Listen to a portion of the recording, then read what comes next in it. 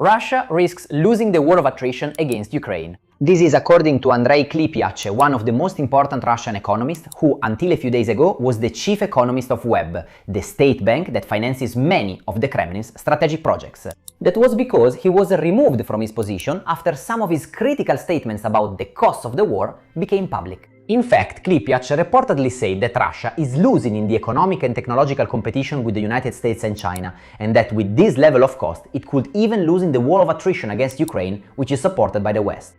Of course, he also said that the Russian economy might hold up without collapsing, but this won't save the Russian economy from becoming irrelevant compared to other global powers. And now Webb has confirmed that Klipiach is no longer his chief economist, a position he had held since 2014. And the bank hasn't even explained the reason for the decision, although it's likely that the dismissal is directly related to this.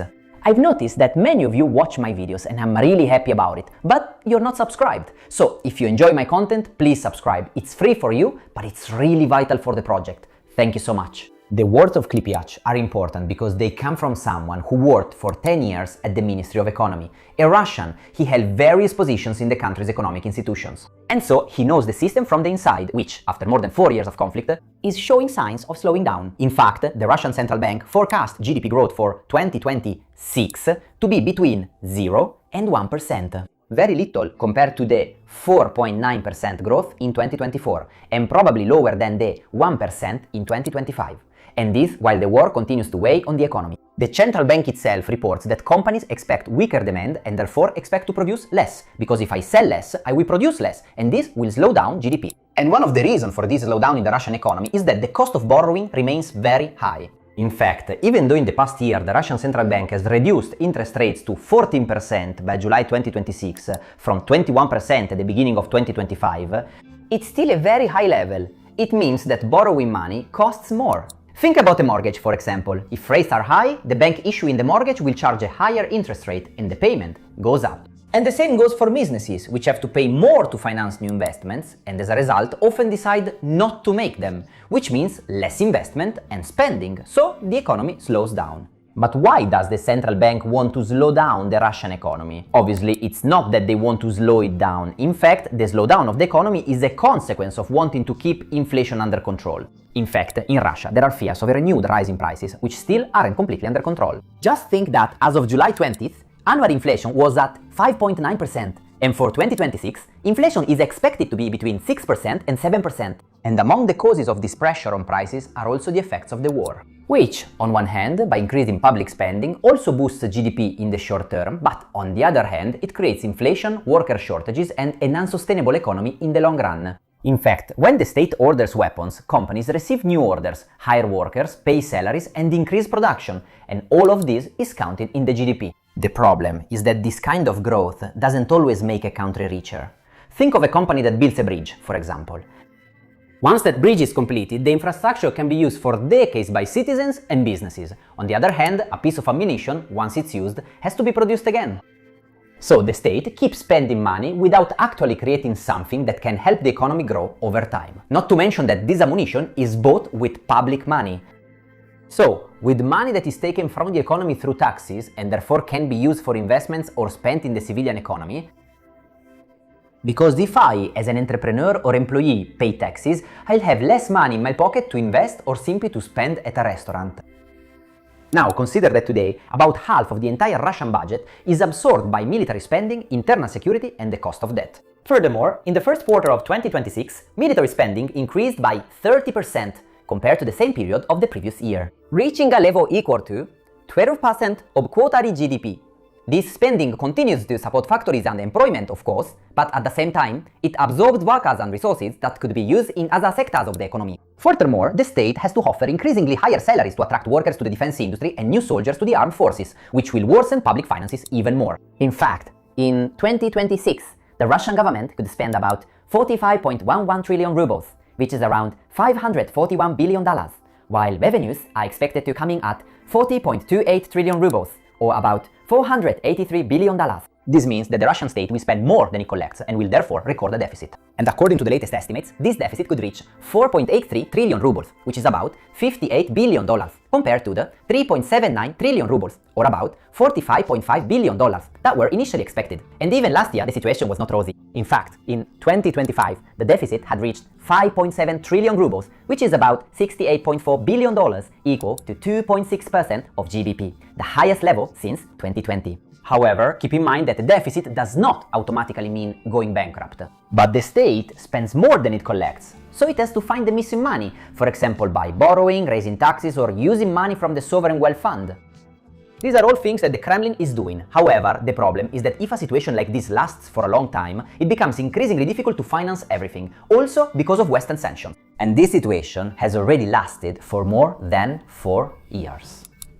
However, we have to say that the sanctions have not prevented Russia from continuing to finance the war. Moscow has actually managed to find new markets and continues to earn money thanks to energy exports.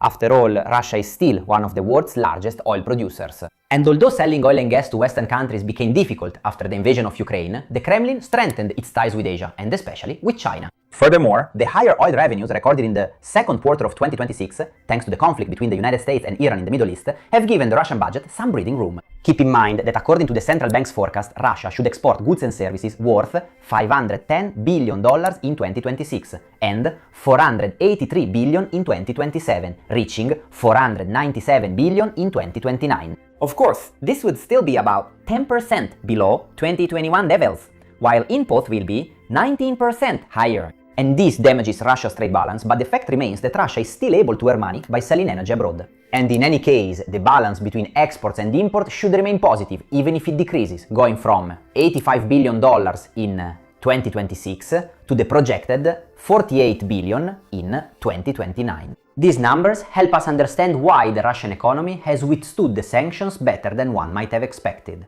However, Klipak believes that this situation also has a downside, namely that Russia is becoming increasingly dependent on China, a single vital trading partner with an economy much larger than Russia's.